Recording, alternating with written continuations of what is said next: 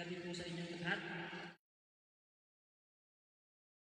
Kipag Joel Rico Franca RCD, may isang na naka-assign sa aming seminary sa Sukat, Parañaque. Ako ay naimbitahan para magbigay simpleng reflection para po sa tema na ibinigay sa akin. Kayo po ba makinig?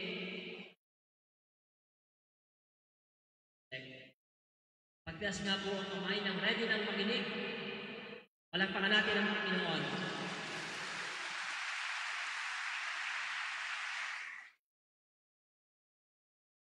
Muli po ang tema na ibinigay sa akin ngayong gabi ay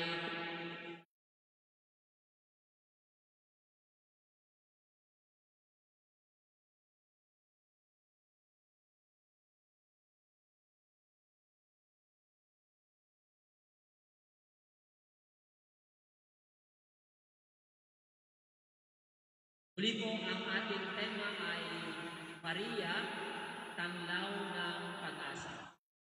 Kung makikita niyo po sa ating screen, nakalagay po doon,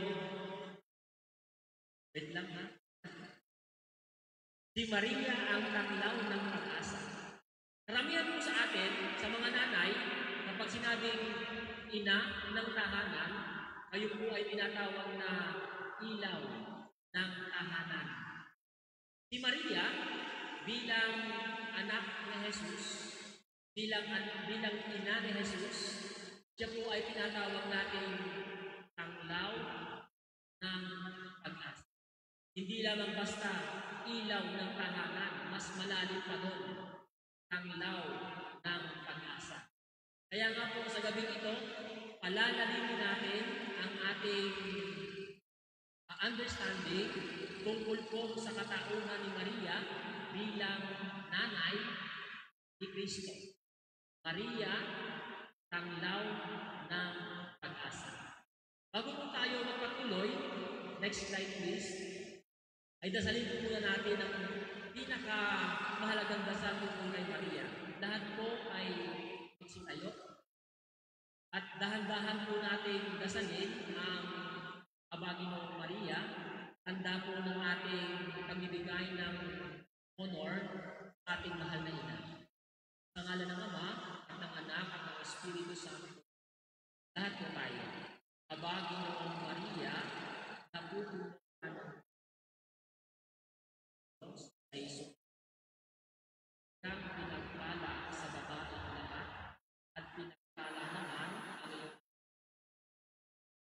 Santa Maria, ina ng Diyos, langin ng kanan, ngayon at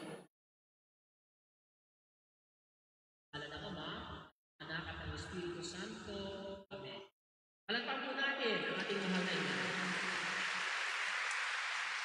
Ang lahat mo ay mag-isip. Kadalasan po sa mga speakers, palagi nila sinatakalang introduction, sasabihin nila, God is good. God is good. All the time. Mayroon po akong bagong version. Pag sinabi kong God is good, sabihin niyo, grabe. Pag sinabi kong all the time, sabihin niyo, syempre. Okay ba yun?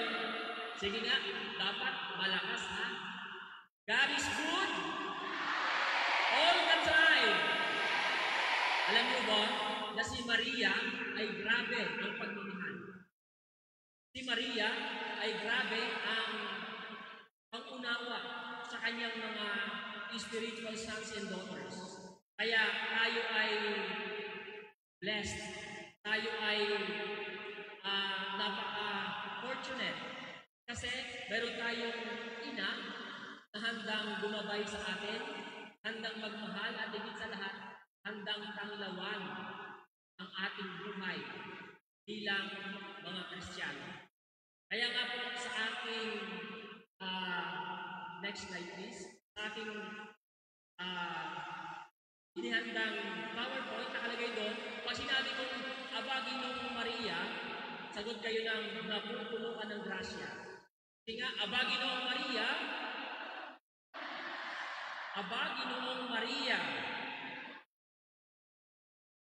Si Maria, hindi lamang punong-puno ng pag-asa dahil siya ay pinili ng Diyos, dahil siya ay minahal ng Diyos, siya ay nagbibigay ng tanglaw sa ating buhay. At ang tanglaw na sinasabi, pag-at na kailangan natin. Taas ang kamay ng maraming problema. Taas ang kamay ng maraming worries sa buhay. Huwag kayong mag-alala. Kapag tayo ay naniniwala sa Diyos, kapag tayo ay nagdarasal ng rosaryo, kapag tayo ay may debosyon kay Maria, palagi nating alalahanin na si Maria hindi lamang basta napupuno ng grasya. Maria, tanglaw ng pag-asa. Sige nga, Aba, Ginoong Maria, Aba po, Maria. Okay, next slide please. Ang oo ni Maria ay oo ng pag-asa. Si Maria ay hindi lamang basta isang babae na nagsabi kay Anghel Gabriel, oo. Si Maria ay pinangatawanan yung kanyang yes sa Panginoon. Kaya nga, ang oo niya ay oo ng pag-asa. Kapag sinabi natin yes to God, we are actually telling to ourselves, yes to hope. Habang may buhay, may pag-asa. Dahil habang may buhay, may grasya. Siguro, may mga pagkakataon tayo na nawawala ng pag-asa. Dahil may problema, hindi pa tapos mabigyan ng solusyon ng isang problema, may darating na naman ang problema. Di ba? Pero, palagi natin iisipin, palagi natin paaalalahanan ang ating mga sarili na mayroon tayong isang ina na handang magbigay ng suporta sa ating buhay pananampalataya. Si Maria, yung kanyang oo sa Diyos ay oo sa pagtulong sa atin. Oo sa pagbibigay ng tanglaw ng pag-asa sa next slide please. Next slide please. So, meron akong ginawang acronym para hindi nyo madaling makalimutan. So, Maria. So, M stands for mahal na ina. A, alagad ng Panginoon. R, reyna ng langit. I, inspirasyon ng pananampalataya. And A, awa at anyo ng pag-ibig ng Diyos. Kung inyong titignan, yung acronym na aking inihanda ay isang comprehensive na explanation kung bakit si Maria ay tinatawag na tanglaw ng pag-asa. Maria ay tanglaw ng pag-asa dahil siya ay mahal na ina. At isa-isa kong ipapaliwanag sa inyo yan as I go along with my simple reflection. At sana, meron tayong matutunan sa mga ipinapakita ng ating mahal na ina sa kanyang buhay pananampalataya upang tayo ay maging tanglaw din ng pag-asa ng mga taong nasa dilim, ng mga taong nawawala ng pag-asa. And so, I would like to explore, gusto kong ipag-anan na mabuti, isa-isa sa inyong lahat upang meron tayong matutunan sa katauhan ng ating mahal na ina. Okay ba yon? God is good? Nakalimutan. God is good all the time. Alam nyo, pag natutunan natin lahat yan, sasabihin nyo, grabe. Grabe talaga ang kabanalan ng ating mahal na ina. Talagang mapapasyempre tayo kasi we are being inspired, motivated na sundan ang kanyang mga halimbawa. Okay, magsimula tayo. Next slide please. Mahal na ina. Wait lang wala kasi akong kopya. Wait lang.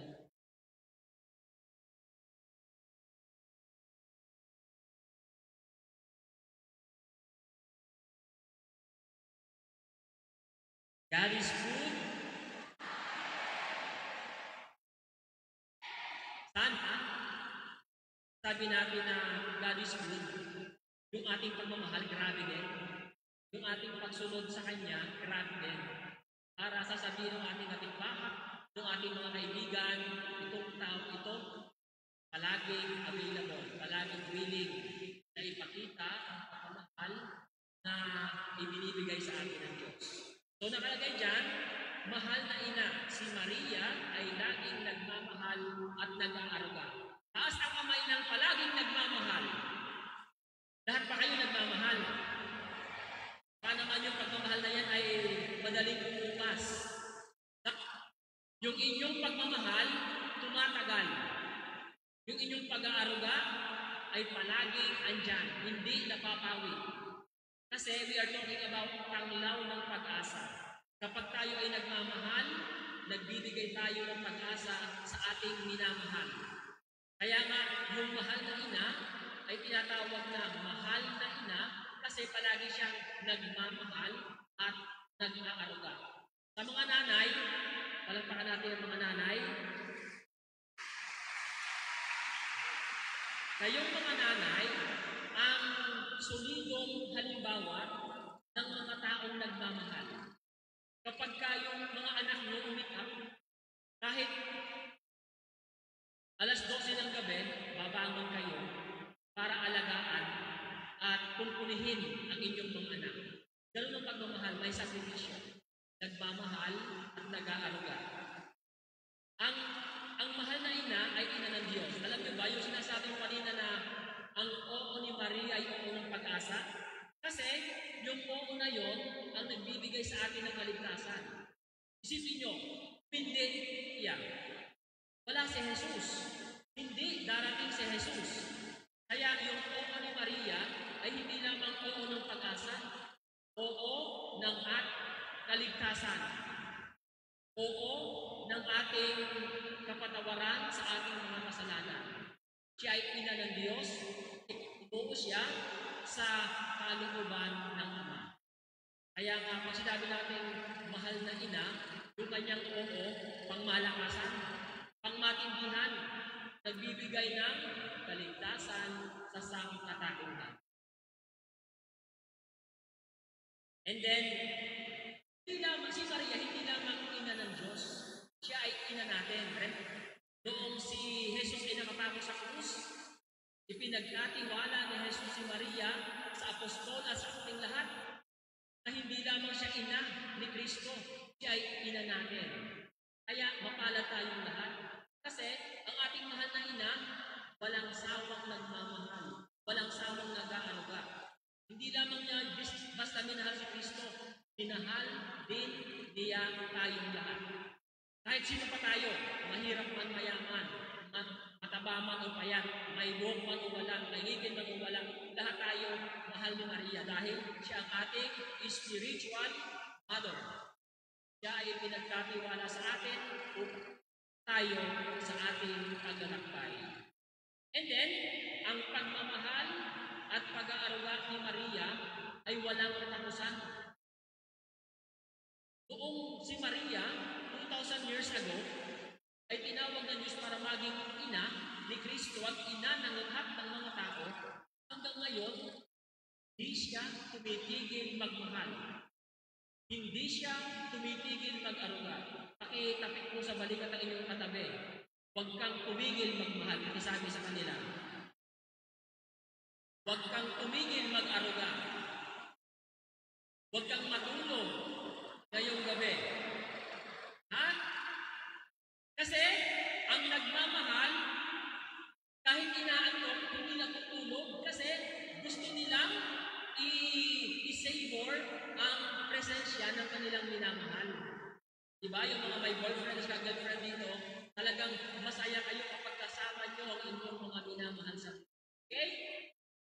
So, si Maria ay mahal na ina. Ang next slide please. Sige nga. Basahin nga po natin yung, kung mababasa nyo, yung nakalagay sa screen from John 19:26-27. 1, 2, 3, go! Ng Mac.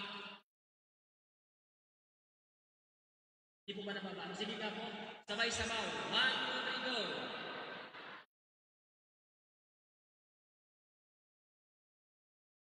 Hindi naman sabay sabaw, okay? Ulit. Ulit. 1, 2, 3, go! Nang makita ni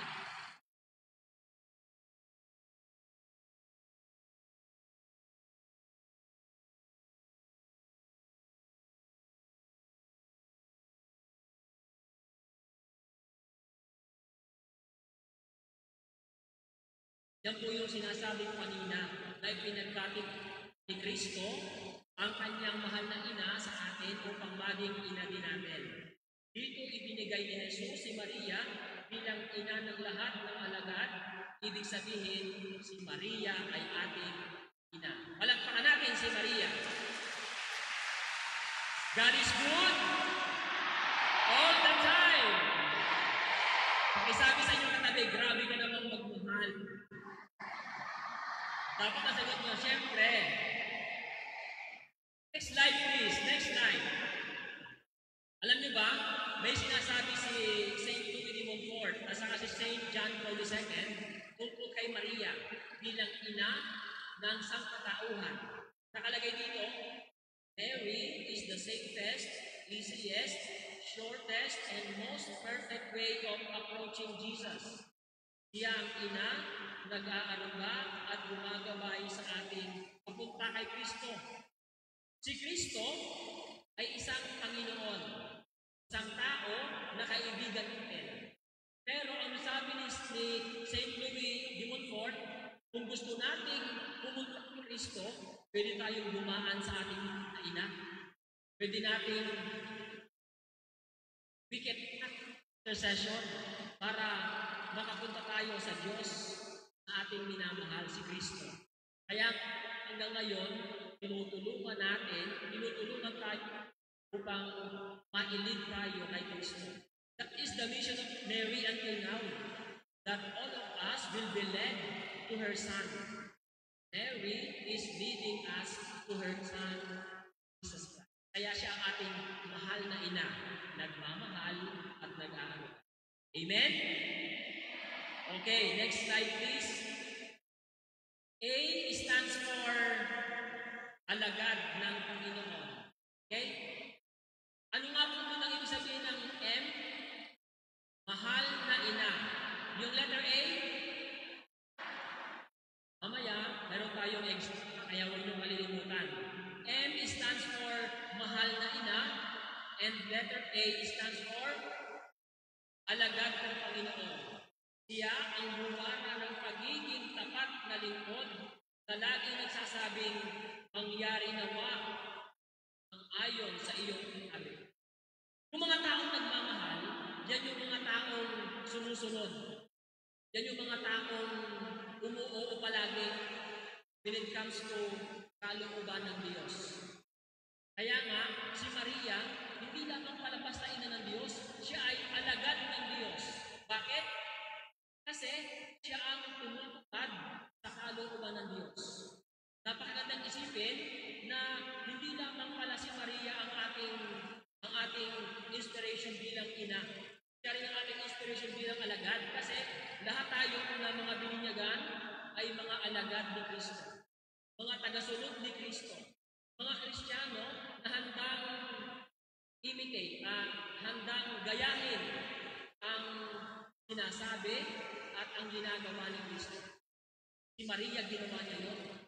Isa siyang alagad na nagpapakita ng pagiging masunurin, pagiging matapat. Mga taong nagmamahal dapat matapat yan. Walang taong nagmamahal na hindi matapat. Walang taong nagmamahal na hindi sumusunod. Maria, sumusunod, nagiging matapat at nagiging mabuting alagad ng kanyang. Dapat tayo ganun din. Kasi ang ating inspirasyon si Maria na ating mahal na ina. Amen? God is good all the time. Next slide please. So, according to Luke chapter 1 verse 38, nakalagay dito, at sinabi ni Maria, narito ang alipin ng Panginoon, mangyari na nagawa sa akin ang ayon sa iyong sinabi at siya'y iniwan ng anghel. Ito ang pinakadirektang patunay ng kanyang pagtanggap at tapat na paglilingkod. Balikan natin yung sinasabi ko kanina, ang oo ni Maria ay oo ng pag-asa. Ibig sabihin, yung oo ay talagang pagkalima sa kalooban ng Diyos. Huwag tayong oo na hindi natin pwedeng gawin. Kasi nagiging sinungaling tayo or hindi tayo nagiging matapat. Si Maria, dahil alam niya na ang kanyang ginagawa ay ayon sa kalooban ng Panginoon, ginawa niya, umuo siya dahil deep inside her heart, talagang nararamdaman niya na siya ay kinakalinga at ginagawa niya ng Panginoon. Kaya wag po tayo matatakot, mga mahal kong mga kapatid. Kapag sinabi niyo oo, at yan ay ayon sa kalooban ng Diyos, huwag kayong matakot. Kayong mangamba. Kasi si Maria ang tanging tanglaw ng ating buhay. Kaya nga tawag sa kanya, tanglaw ng kasi sa tuwing hindi natin makikita yung pag-asa, papakita ni Maria ang ilaw na masyang ibigay liwanag sa ating landas na tinatahak. Alam niyo yung kantang alam niyo yun? Ako ay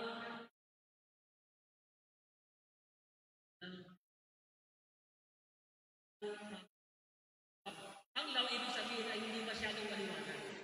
Kapag si Maria nagbigay ng ilaw, maliwanag. Kita-kita lahat. Pati yung butas sa ating mukha, kita-kita lahat kasi maliwanag. Kaya, huwag tayong mangangamba. Kasi nga, kapag sinabi natin si Maria ang ating kasama, siya ang alagad ng Diyos, siya ang magbibigay sa atin ng mga bagay-bagay na dapat natin maintindihan upang tayo ay patunga. Kung tayo katulad niya, maging alagad tayo na tapat. Next slide please. St. John 42 may sinasabi, Mary uttered her fiat in faith. In that faith, she entrusted herself totally as the handmaid of the Lord. Ibig sabihin, buong pusong pagtitiwala at paglilingkod. Ang mga taong nagmamahal, nagtitiwala. Ang mga taong nagmamahal, naglilingkod. At kapag tayo ay nagtitiwala at naglilingkod, tayo ay magiging mabuting alagad katulad din. Isabi sa inyong katabi, ikaw ba ay nagtitiwala? Isabi sa kabilang katabi, ikaw ba ay naglilingkod? Hindi lamang tayo basta pumunta dito upang makinig.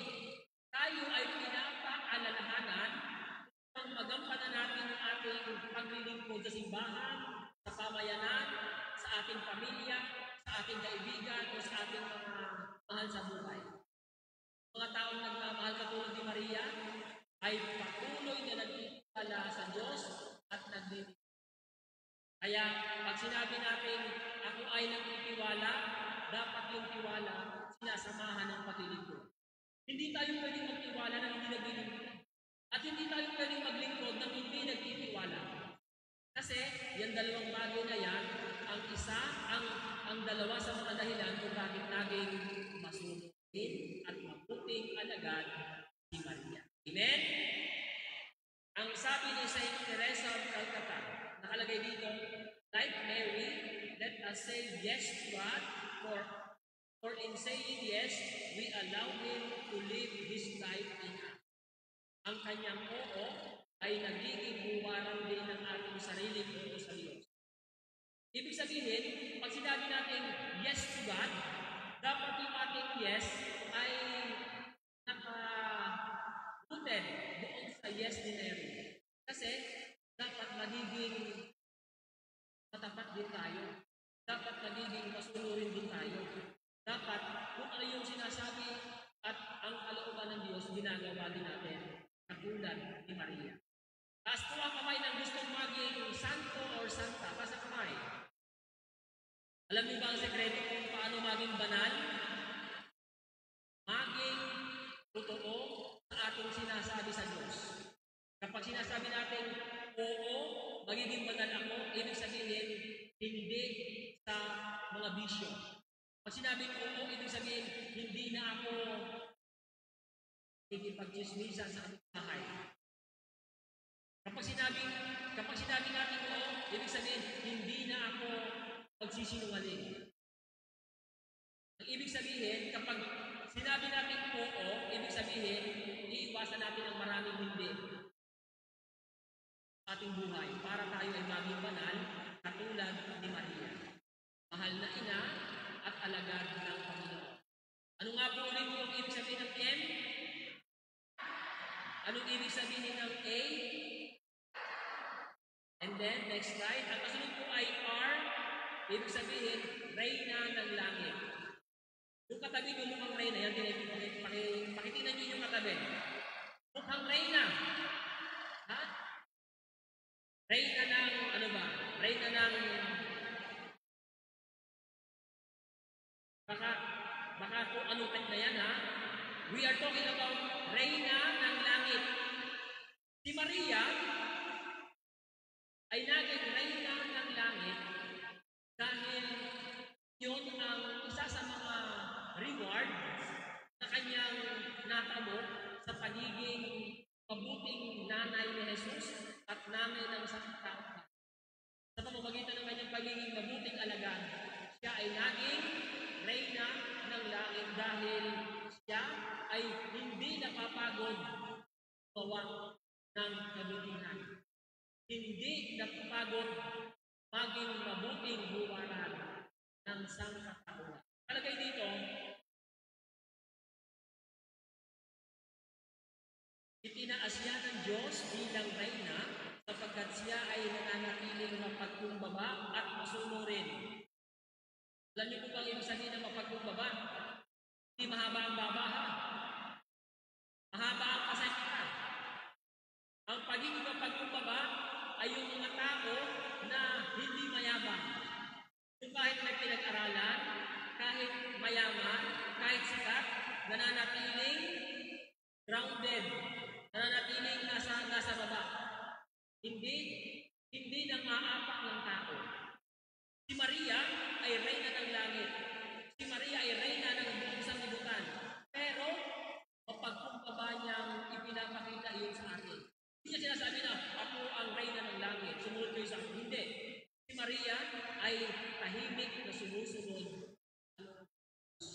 Kaya kung gusto nyo maging Reyna ng tahanan, dapat mapagkumbaba.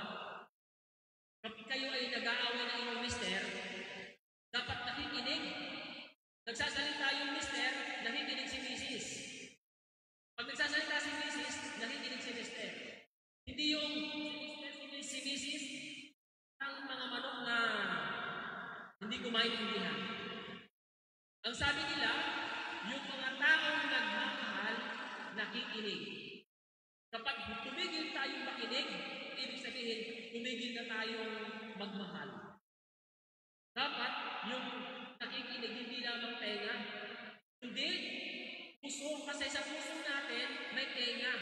O ngayon, pakihawakan ang mga tenga. Imagine natin na tinanggal natin yung tenga natin. Anong shape? Galing ni Lord, di ba? Magaling si Lord. Kaya yung korte ng ating tenga, ganito, kasi puting puso yan. Kasi hindi lamang basta nakikinig dito, kundi nagmamahal. Pagdating yung bahay nyo, huwag nyo tanggalin yung tenga nyo, ha? Baka sabihin mo, titinan ko nga yung sinasabi ni Father, baka nagsisinungaling, tanggalin ko nga ito, tanggalin ko ng pandikit. Ang punto ko dito, kapag tayo ay nakikinig, yun ay ekspresyon ng ating pagmamahal.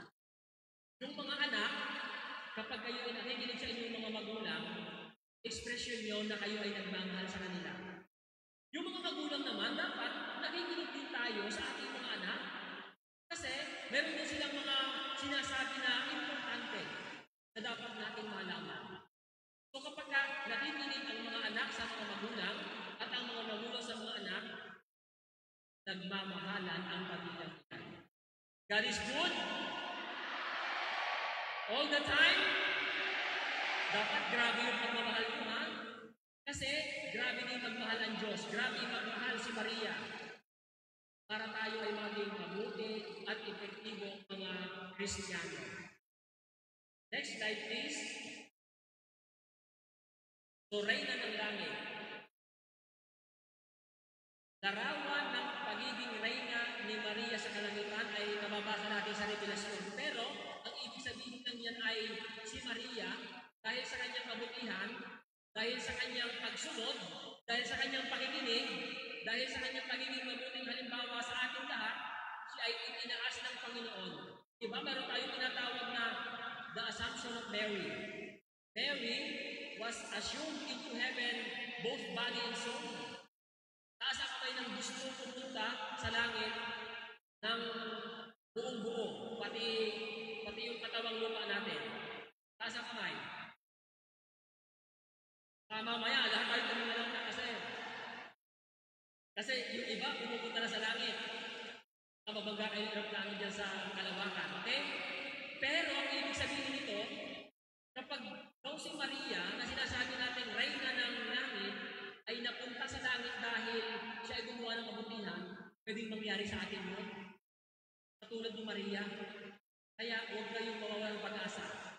Lahat tayo ay pwede pumunta ng langit kapag tayo ay magiging katulad ni Maria na alagad ng Panginoon at ang ilaw ng pag-asa ng sangkatao. Palakpakan natin si Maria. Next slide, please. Ang sabi ni St. Louis de Montfort, nakalagay dito, Mary is Queen of Heaven and Earth by grace, as Jesus is King by nature and conquest. Ang ibig sabihin, ang pagiging reyna niya ay galing sa biyaya ng Diyos, hindi sa sarili niyang lakas. Yung iba sa atin, halimbawa, ay naging senador dahil sa mga tao. Naging presidente dahil ibinuto ng mga tao. Pero si Maria, naging reyna ng langit, reyna ng sanlibutan dahil sa biyaya ng Diyos. Kaya nga, tayo kong sinasabi kanina pa, habang may buhay, may pag-asa. Dahil habang may buhay, may grasya. May biyaya ng Diyos. Alam niyo po, yung nanay ko, ang pangalan ay Gracia. Ang sabi ng aking mga kaibigan, alam mo, Joel, pwede kang maging pare kasi hindi ka nawawala ng grasya. Palagi mong kapiling, palagi mong kasama ang grasya. Pero kung ako ay nasa seminaryo na, napatid ko o napagtanto ko, nalaman ko na hindi lamang pala yung nanay ko ang grasya. Yung grasya ay mismong grasya ng Diyos na ibinibigay sa akin. Alam niyo po ba na taon-taon gusto ko nang lumabas ng seminaryo dahil gusto kong mag-asawa kasi pag nakakita ako ng mag-asawa na may anak, inggit na inggit ako. Maging tatay din. Pero alam niyo po ba, hindi ibinigay sa akin ng Panginoon. Naging pari na ako, sa seminaryo ako nag-assign ko. Every Sunday, may nagpuput ng mga bata sa seminary, mga 300 to 500, linggo-linggo. Ang dami kong anak, kaya pala hindi ako pinag-asawa ni Lord kasi yung 500 children, magiging mga anak ko. Sabi ko, sobra-sobra ang grasya, Panginoon. Pero, kung babalikan natin ang pagiging reyna ng mahal na birhen, yan ay dahil sa biyaya ng Diyos. Kaya sabi sa inyong mga katabi, biyaya ka ng Diyos. Tayo biyaya ng Diyos. Palapakan natin ang ating mga sarili. God is good all the time. Okay, review. Okay, anong ibig sabihin ng letter N? Letter A, letter R, at yung kasunod ay maganda. Letter I, inspirasyon ng pananampalataya. Inspirasyon ng pananampalataya si Maria. Ang kanyang buhay ay gabay at lakas para sa ating pananampalataya. Siya ang nagbibigay ng pag-asa sa gitna ng mga pagsubok. Kaya kayong bibitaw. Huwag kayong mag-aatubili na kumatok at hingin ang ang awak, ang tulong ni Maria. Hindi niya tayo mababayaan. Kaya nga tayo patuloy na nagdidibusyon dito sa Santo Domingo Church dahil alam natin na si Mama Mary ang magiging inspirasyon natin sa ating pananampalataya. Okay, tanong, taas ulit yung mga taong may maraming problema sa buhay. Kayo mag-alalahan. That problema na yan, kung tayo ay malakas sa ating pananampalataya, it will be transformed into something positive. Magiging biyaya yan. Kasi lahat ng mga taong firm, lahat ng mga taong, ang tawag dito, lahat ng mga taong matitibay ay dumaan sa iba't ibang pagsubok ng buhay. Kita niyo si Maria, di ba? Si Maria, batang-bata pa, naging nanay. Tapos hindi niya alam ang kanyang kinabukasan. Nagtiwala siya sa Panginoon. Meron siyang pananampalataya at yung pananampalataya iyon ang nagatid sa kanya upang maging mabuti, banal, responsible, at masunurin at mapagkumbabang ina ng ating palagpakan natin si Mama Mary. Next slide please. So nakalagay dito, Luke chapter 2 verse 19, ngunit iniingatan ni Maria ang lahat ng mga bagay na ito at kanyang pinagbulay-bulay sa kanyang puso. Ano ibig sabihin ng pinagbulay-bulay? Pinagmuni-muni, pinagnilay-nilay. Ibig sabihin ay nag-reflect siya sa mga sinasabi ng hindi lang basta pagpasok dito, labas dito. Pagpasok dito, nilagay niya sa puso niya. Kaya kapag tayo ay nagsisimba at nakikinig ng salita ng Diyos, dapat gising, attentive, nakikinig at isinasabuhay yung ating naririnig. Si Maria, hindi lamang basta siya nakikinig. Ini-a-apply niya sa kanyang buhay yung kanyang napakinggan. Ganun dapat tayo. Kasi si Maria ay ating inspirasyon ng pananampalataya. Huwag nating kalilimutan sa September 8, birthday ni Maria, di ba? Kaya nga meron tayong vigil katulad ng ganito para meron tayong knowledge about sa buhay ni Mary at yung knowledge natin, we will apply it into action. Hindi lamang basta alam natin na M, mahal na ina, A, alagad ng Panginoon, R, reyna ng langit, I, inspirasyon ng pananampalataya, ay, pumunta ng langit, alam mo na yung pagkuling na tinutuloy mo din ko. Hindi ganon. It should be shown through our actions. Okay? Amen? God is good all the time. Next slide po. Ang sabi ni St. Augustine, Mary is more blessed because she embraces faith in Christ than because she conceives the flesh of Christ. Ang ibig sabihin lang, ang kanyang pananampalataya, ang tunay na huwaran at gabay. Kasi kung tayo si Maria, mag-give up agad tayo. Kasi di ba, nung flight to Egypt, pinapunta sila ng Panginoon doon sa Ehipto kasi papatayin yung mga bata kasama si Kristo. Imagine yung kanilang paglalakbay, wala pa noong cars, wala pa noong motor, wala pa aeroplano. Sumakay lang sila sa isang siguro kabayo o aso, hindi ko alam. At naglakbay sila, hindi lamang ng 2 oras ha, 3 araw, 5 araw, 1 linggo. Napakalayo. Kasi, ang kanilang pinangahawakan ay ang kanilang pagtitiwala sa Diyos. Kaya siya ay tinatawag na inspirasyon ng ating pananampalataya. Okay, review. M stands for parang hindi sabay-sabaw ba? Dapat sabay-sabaw. M stands for A, R, I, last but not the least, letter A, awa at anyo ng pag-ibig ng Diyos. Kapag titignan natin si Maria, kamukha siya ng Diyos, kalarawan siya ng Diyos. Tingnan nyo yung katabi, kamukha ba ng Diyos yan? Yung katabi nyo. Huwag niyong tatawanan ha, kamukha ko ng Diyos. Kasi we are created in the image and the likeness of God, katulad ni Maria. Pero dahil sa mabuting ugali at asal ni Maria, tayong lahat ay nagiging kamukha ng Diyos. Yung isang pare, kung naririnig, kapag daw tayo ay palaging nagdarasal, gumaganda ang ating asal.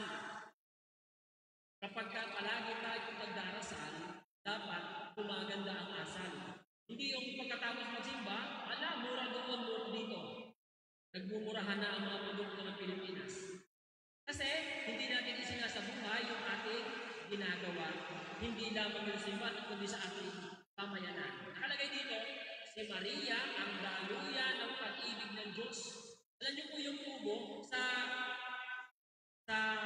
probinsya, di ba mayroong Puso Negro? Tapos mayroong kawayan, kung saan doon dumadalo yung tubig. Ganun din po si Maria, daluyan ng pagmamahal ng Diyos, daluyan ng awa ng Diyos. Tayo din, daluyan ng biyaya ng Diyos. Maging instrumento tayo ng biyaya ng Diyos na tulad ni Maria. Kasi si Maria, awa at anyo ng Panginoon. Amen? God is good all the time. Si Maria ang ina na nagpakilala ng awa ng Diyos.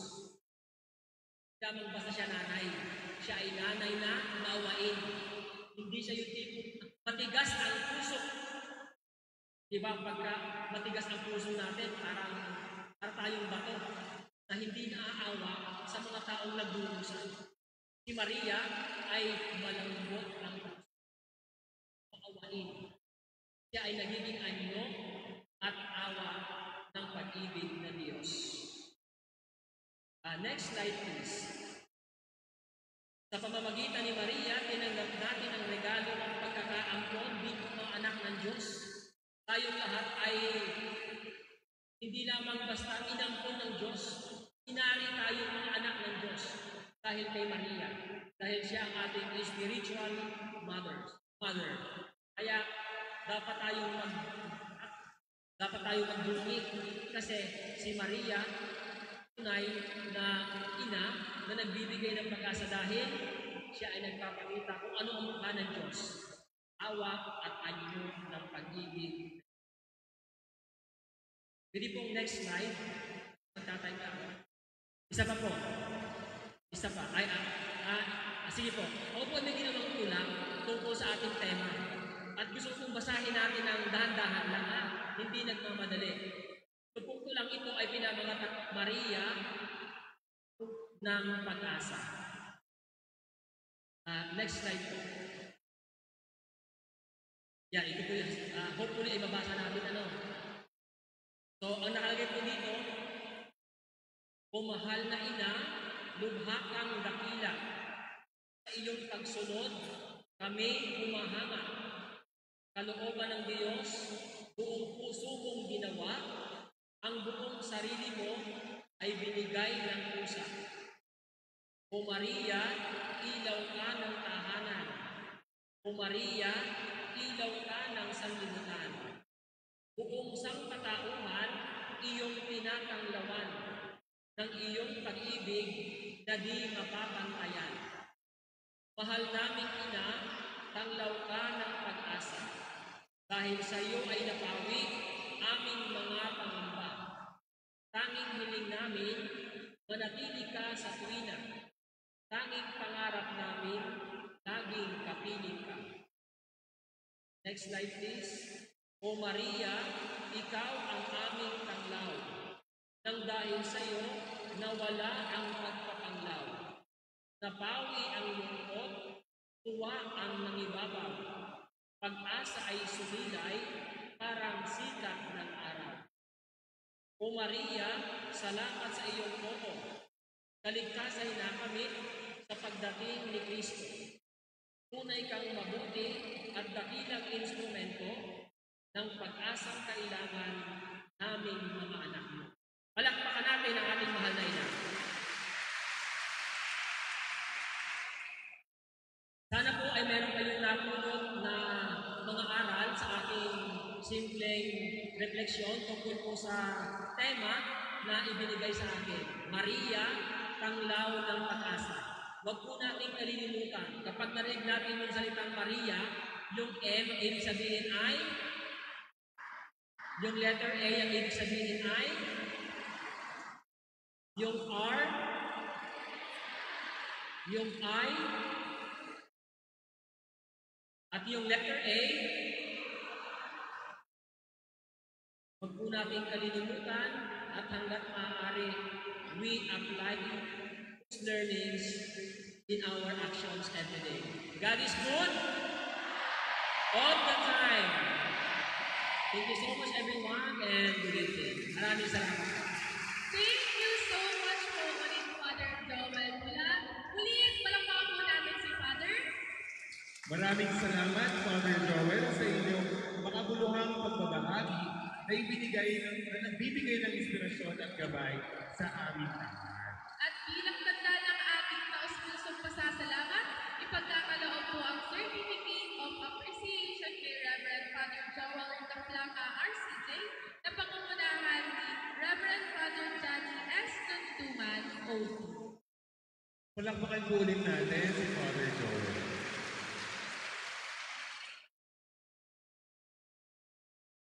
Father John?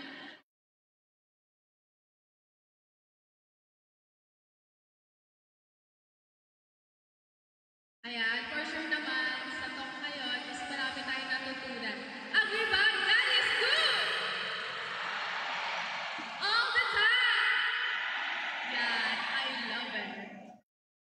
And So, babasahin ko po muna yung laman ng ating Certificate of Appreciation. Certificate of Appreciation presented to Reverend Father Joel Caplanca, RCJ, for his inspiration and insightful contribution for profoundly enrich the spiritual experience during the Marian Vigil 2025.